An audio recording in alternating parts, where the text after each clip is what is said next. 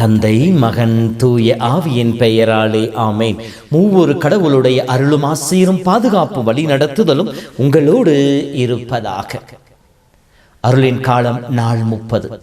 இயேசுவில் அன்பு சொந்தங்களே, நம் அன்றாட்டை கேட்கின்ற கடவுள், நமக்கு துணை புரிகின்ற ஆண்டவர் இந்த நாள் முழுவதும் உங்களையும் உங்கள் குடும்பத்தையும் நிறைவாய் ஆசீர்வதித்து வழி நடத்துவாராக. இந்த நாளிலே நீங்கள் ஆண்டவர் கரங்களை தவழ்கின்ற பிள்ளைகளாய் இருந்து இறை அனுபவத்திலே நிறைத்து இறை ஆசீரில் மகிழ்ந்திருப்பீர்களாக.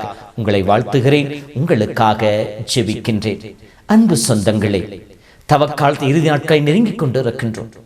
இந்த தவக்காலத்திலே உண்மையிலேயே இந்த நாட்கள் எனக்கு பலன் கொடுக்கக்கூடிய நாட்களாக அமைந்திருந்தனவா?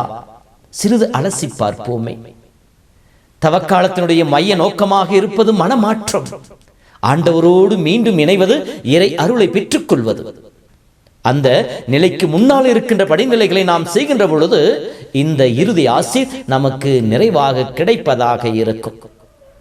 மனிதர்களாகிய நாம் பலவீனத்தில் வாழ்ந்து கொண்டிருக்கின்றோம். இந்த உடல் உலகம் நம்மை ஈர்த்து பாவத்திலே விழ வைத்து விடுகின்றது. இந்த பாவத்தின் வழியாக நம் கடவுளுக்கும் அயலாருக்கும் நமக்கும் எதிராக பல குற்றங்களை செய்கின்றோம். குற்றங்களின் விளைவாக சோர்வுகளையும் சோதனைகளையும் வேதனைகளையும் இடைஞ்சல்களையும் நம் வாழ்வில் சம்பாதித்துக் கொள்கின்றோம். இப்படி துயரற்று நின்று கொண்டு இருக்கின்ற பொழுது நம் நிலை உணர்ந்து பார்த்து, இதோ என் பாவங்களால் அருள் வாழ்வை இழந்துவிட்டேன் என்று சொல்லி ஆண்டவரை நோக்கி பார்க்கின்ற பொழுது கடவுளும் நம்மை மன்னித்து நமக்கு புது வாழ்வை கொடுப்பவராக இருக்கின்றார். இந்த தவக்காலத்தின் படிப்பினைகள் என் வாழ்வில் நிகழ்ந்திருக்கின்றனவா? என் பலவீனங்களால் நான் பாவம் செய்தவை உணர்ந்திருக்கின்றேனா என்று சொல்லி சிந்தித்து பார்க்க வேண்டும். எதனால் பாவம் செய்கின்றோம்? இந்த உடல் உலகத்தின் ஈர்ப்புகளினாலே. இந்த முதல் வாசகத்தை படிக்கின்ற பொழுது இஸ்ரேல் மக்களை கடவுள் எகிப்திலிருந்து புறப்படச் செய்து செங்கடலை கால்நடையாமல் நடக்கச் செய்து அதை தொடர்ந்து இஸ்ரேல் மக்களை வழி நடத்தி சென்று கொண்டிருக்கின்ற பொழுது கடவுளுக்கு எதிராக முறையிட ஆரம்பிக்கின்றார்கள். பொறுமை இழந்தவர்களாக முணுமுணுக்க ஆரம்பிக்கின்றார்கள். இது முதல் முறை அல்ல. விடுதலை பயனுள்ளை படிக்கின்ற பொழுது ஒவ்வொரு துன்பங்களும் எதிர்ப்புகளும் தன் வாழ்வின் தேவைகள் நிறைவேற்றப்படாத பொழுது அவர்கள் முணுமுணுக்க ஆரம்பித்தார்கள். அவருடைய உடல் சார்ந்த தேவைகள் முன்னிலைப்படுத்தப்படுகின்ற பொழுது, அவருடைய உணர்வு சார்ந்த உணர்ச்சி சார்ந்த தேவைகள் முன்னிலைப்படுத்தப்படுகின்ற பொழுது அவர்கள் கடவுளை புறக்கணிக்க ஆரம்பித்தார்கள். எப்படி ஏசாவு ஒரு கப் கூழுக்காக தன்னுடைய தலைச்சன் மகனுடைய உரிமையை இழப்பதற்கும் தயாராக இருந்தாரோ, அந்த பசி எப்படி அவரை அந்த நிலைக்கு தள்ளியதோ அதை போலவே இஸ்ராயல் மக்களும் பசி எடுத்த பொழுது, தாகம் எடுத்த பொழுது, எதிர்ப்புகளை சந்தித்த பொழுது, தீமைகள் அவர்களை சூழ்ந்து இருக்கின்ற பொழுது அவர்கள் அந்த நிமிடத்தை மட்டுமே பார்த்து கொண்டு கடவுளுக்கு எதிராக முணுமுணுப்பவர்களாக மாறினார்கள்.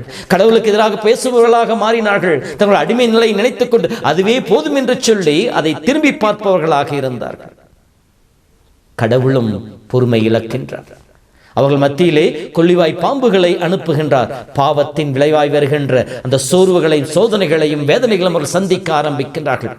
இப்படி அந்த வேதனைகளின் மத்தியில் தாங்கள் செய்த பாவத்தை அவர்கள் உணர ஆரம்பிக்கிறார்கள். நாங்கள் பாவம் செய்தோம், கடவுளுக்கு எதிராக நாங்கள் முணுமுணுத்து பெரும் பாவத்தை செய்துவிட்டோம் என்று சொல்லி மோசே வழியாக கடவுளிடம் மன்றாட அவர்கள் அழைப்பை விடுக்கின்றார்கள். திரும்பி வருகின்றார்கள். மோசேவும் தலைமனுக்குரிய அந்த நிலையிலே இஸ்ரேல் மக்களுக்காக பரிந்து பேசுகின்ற பொழுது கடவுள் தன் மனதை மாற்றிக்கொண்டு அவர்களுக்கு மன்னிப்பை வழங்குகின்றார். மீண்டும் அவர்கள் தொடர்ந்து நடப்பதற்கான அருளையும் ஆசிரியையும் கொடுக்கின்றார். அன்பு சொந்தங்களே, இதோ இன்று நம் வாழ்வை சிந்தித்து பார்ப்போம். இந்த தவக்காலத்திலே நாம் கடந்து வந்த நாட்களிலே நம்முடைய உணர்வுகளுக்கும் உணர்ச்சிகளுக்கும் உலகிற்கும் முக்கியத்துவம் கொடுத்து எத்தனையோ பாவங்களை செய்திருக்கின்றோம். நம்முடைய அன்றாட தேவைகளுக்காக ஆண்டவனுக்கு எதிராக முணுமுணுத்த தருணங்கள் இருக்கின்றன. ஆண்டவரை விட இந்த அகிலத்தையும் தன் செல்வத்தையும் இந்த உலகம் தெரிந்த இன்பங்களையும் மற்றும் பணத்தையும் பொருளையும் மனிதர்களின் தேடி ஓடிச் சென்ற தருணங்கள் இருக்கின்றன. ஆண்டவரை புறக்கணித்து விட்டு அருள் வாழ்வை இழந்து விட்டு துன்பங்கள் துயரங்களை வாடிக்கொண்டிருக்கிற சூழ்நிலைகள் இருக்கின்றன. இந்த சூழ்நிலையிலே நம்முடைய நிலையை உணர்ந்தவர்களாக இருக்கின்றோமா? நம் பாவங்களை, நம் குற்றங்களை ஏற்றுக்கொண்டு ஆண்டவரை நோக்கி திரும்பி பார்ப்பவர்களாக இருக்கின்றோமா? அப்படி திரும்பி பார்த்த நாம், அவர்கள் இஸ்ரவேல் மக்கள் இதோ நாங்கள் பாவம் செய்தோம் என்று சொல்லி மோசேவை அணுகி வந்ததை போல நம்முடைய பாவங்களை ஏற்றுக்கொண்டு நான் பாவம் செய்துவிட்டேன் என்று சொல்வது மட்டுமல்ல, அதனுடைய வெளி அடையாளமாக அவர்கள் மோசேவிடம் வந்து எங்களுக்காக பரிந்து பேசும் என்று சொல்லி அவர்கள் கேட்டதை போல நாம் நம் பாவங்களை ஏற்றுக்கொண்டு ஒவ்வொரு அருட்சாதனத்தில் பாவ சங்கீதனத்தில் குருவின் வழியாக ஆண்டவரை நோக்கி நாம் வந்திருக்கின்றோமா? நம் குற்றங்களை ஏற்றுக்கொண்டு அறிக்கையிட்டு இருக்கின்றோமா? அந்த பாவ சங்கீதத்தின் வழியாக குருவானவர் நமக்காக கடவுளிடம் பரிந்து பேசுகின்ற பொழுது நம் பாவங்களிலிருந்து மன்னிப்பையும் நம் வாழ்வில் இருக்கின்ற வேதனைகளிலிருந்து விடுதலையும் பெற்றுக்கொண்டவர்களாக இருக்கின்றோமா? சிந்தித்து பார்ப்போம். அன்பு சொந்தங்களே, இதோ உயிர்ப்பினாலே நெருங்கிக் கொண்டிருக்கின்றோம், பாடுகளின் வாரங்களை நெருங்கிக் கொண்டிருக்கின்றோம். வெறும் பாடுகளை தியானிப்பது மட்டுமல்லாமல் என் வாழ்விலே மாற்றத்தையும் கண்டுகொள்கின்ற காலமாய்ந்த காலத்தை அமைத்துக் கொள்ளுவோம். இஸ்ரேல் மக்களுடைய வாழ்வு நமக்கு ஒரு மிகச் சிறந்த உதாரணமாக இருக்கின்றது. இஸ்ரேல் மக்கள் உணர்ச்சிகளுக்கு அடிமைகளாக இருந்தார்கள், உடல் தேவைகளுக்கு அடிமைகளாக இருந்தார்கள்.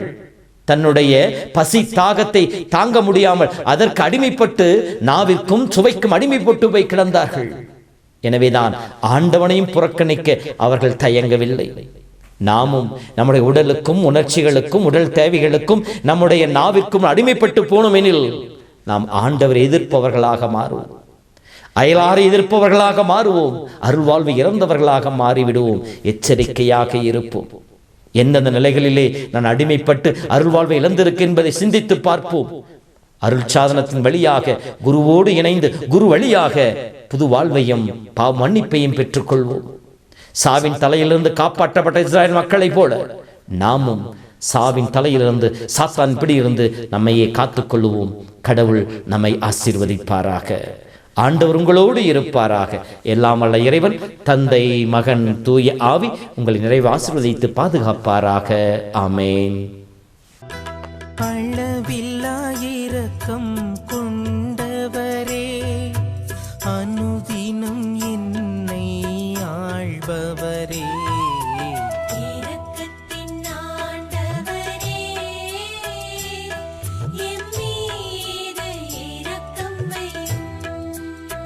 ஆறுதல் என்னில் தருபவரே, அமைதியை என்னில் அளிப்பவரே,